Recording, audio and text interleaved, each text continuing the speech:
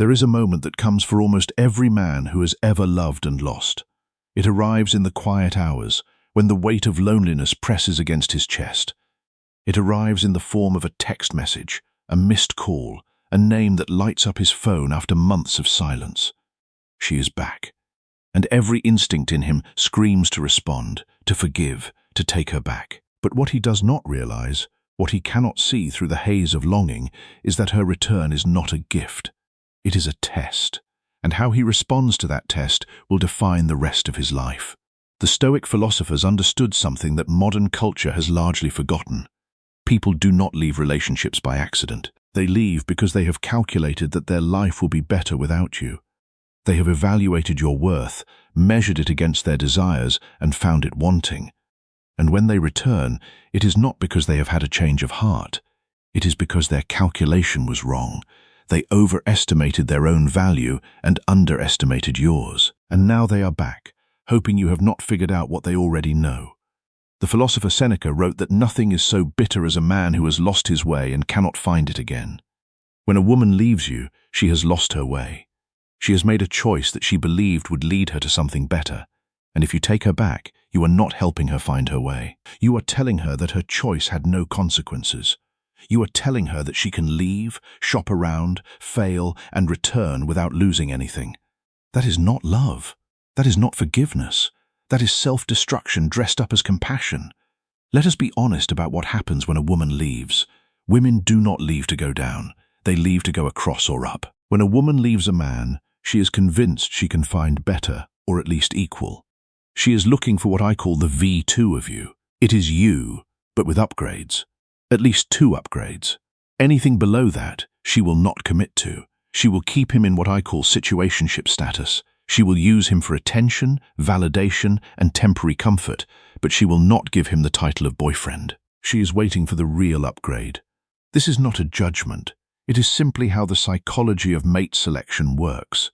People do not leave a relationship unless they believe they can do better. And if they come back, it is because they discovered they could not. The man they thought was an upgrade was not interested in a relationship. He was interested in something temporary. He flirted with her, slept with her, and then disappeared. And now she is back, hoping you will not ask too many questions. She is back because reality hit her harder than she expected.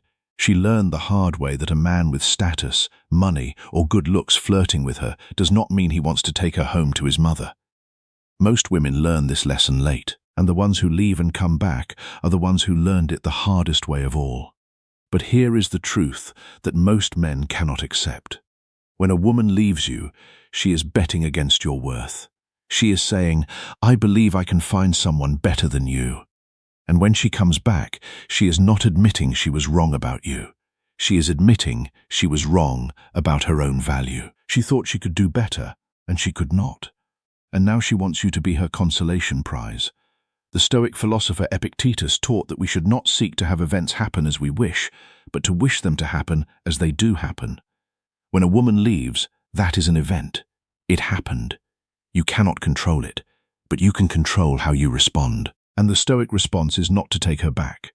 It is to accept that she made her choice and let her live with it. Marcus Aurelius, the Roman emperor and Stoic, wrote that we have power over our minds, not outside events. When you take her back, you are giving her power over your mind. You are telling her that your emotional stability depends on her presence. That is not strength. That is neediness. And neediness is the most unattractive quality a man can possess. Consider what happens when you take her back. She will never respect you the way she did before. She will always be looking for the V2 of you, the man with the upgrades. Your relationship becomes temporary. It is just your turn until she finds the man she actually wants. She will stay with you, but she will always have one foot out the door.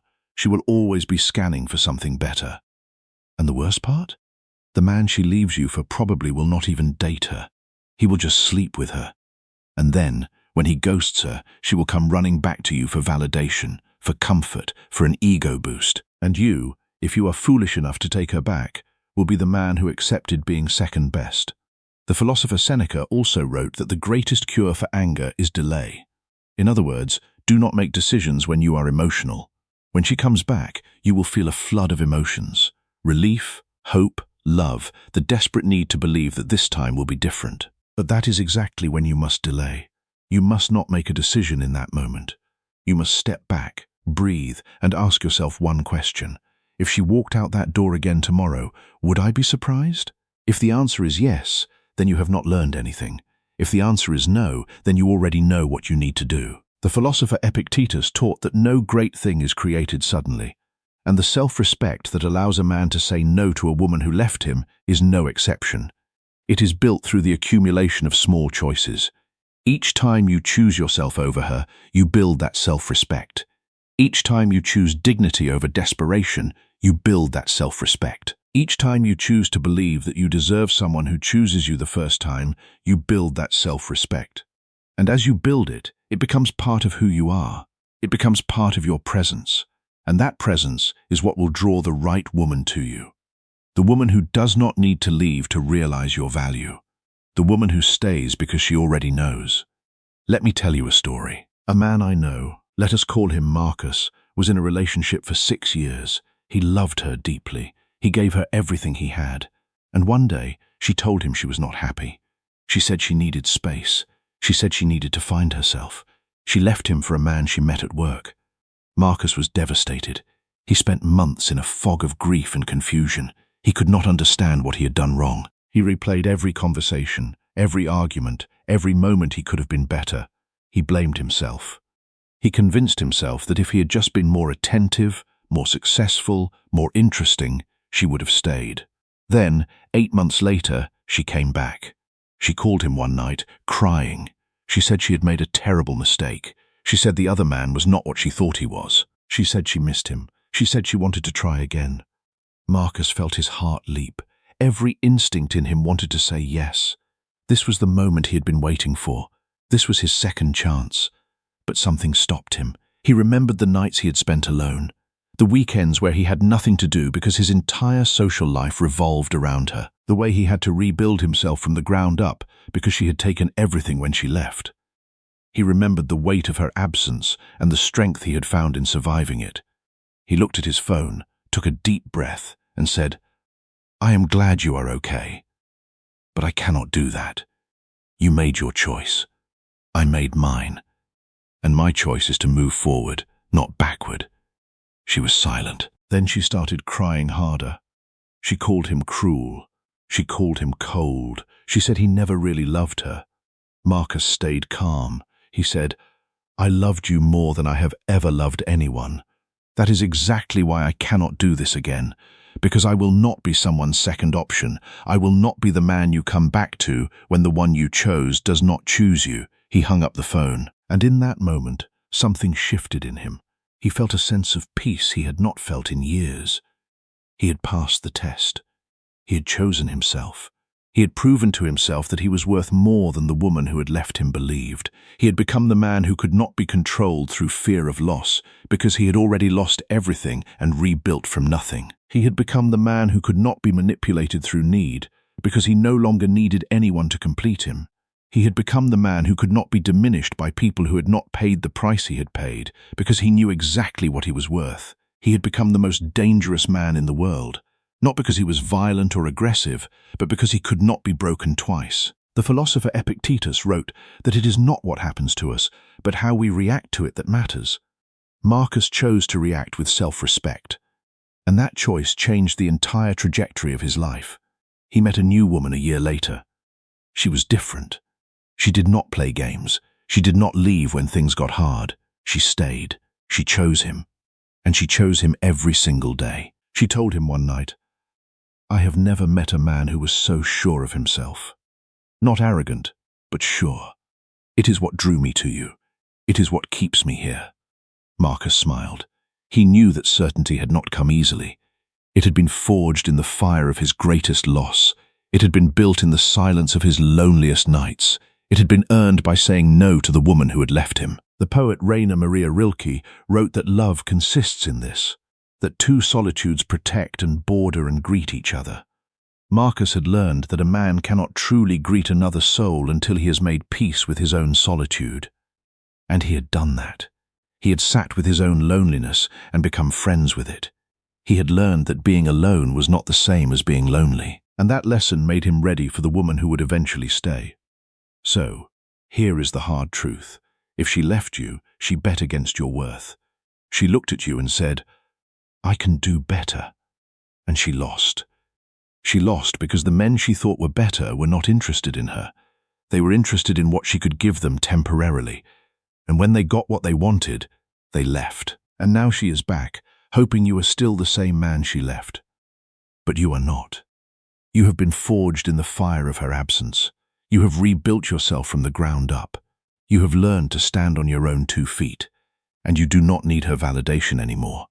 So, when she comes back, you do not take her. You let her stay gone.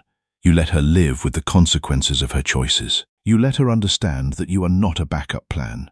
You are not a safety net. You are not a consolation prize. You are a man who knows his worth, and that worth is not negotiable.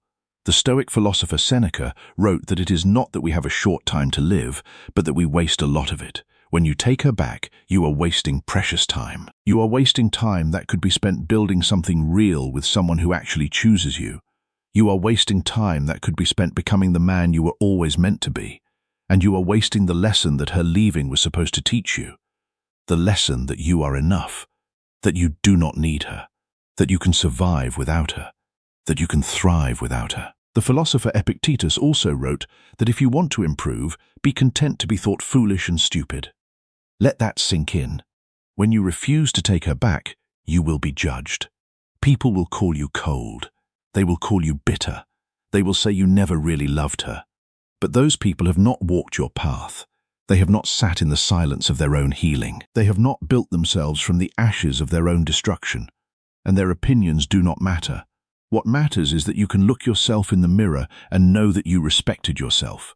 What matters is that you did not sacrifice your dignity for the illusion of love. What matters is that you became the kind of man who cannot be controlled through fear because he has already survived his worst fear. The kind of man who cannot be manipulated through need because he no longer needs anyone to complete him. The kind of man who cannot be diminished by people who have not paid the price he paid because he knows exactly what he is worth. That is the most dangerous man in the world. And that is the man you are becoming. The Roman emperor and Stoic philosopher Marcus Aurelius wrote that the soul becomes dyed with the color of its thoughts. If you color your thoughts with self-respect, your soul reflects that, and others will feel it. They will sense that you are someone who cannot be easily shaken. And that sense of stability is deeply attractive. Women will notice it. They will wonder what makes you different. They will be drawn to your certainty. And the right woman will not leave you. She will not test you. She will not come and go. She will stay. Because she knows that a man who respects himself will respect her. A man who values his own worth will value hers. A man who can say no to the wrong woman will say yes to the right one.